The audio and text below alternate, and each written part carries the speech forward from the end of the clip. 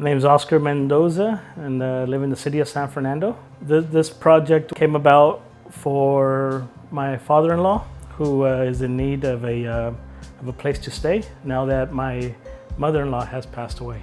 We found trig builders on a booklet that is mailed, I believe, bi-weekly or monthly.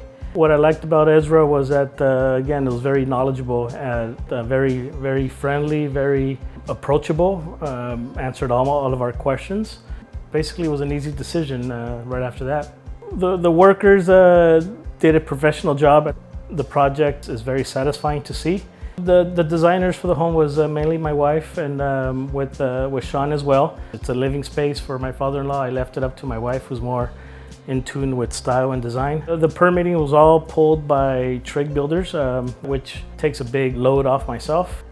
My time was very limited during the day, so it was nice to hear that trig is able to provide those services for the homeowner. It feels very good. I just can't wait to have my father-in-law in here and get him used to the area, get him to see everything. And I would recommend trig builders. Also want to say thank you, Sean. Thank you, Ezra, for helping us complete this ADU. It's very beautiful. I can't say enough about it.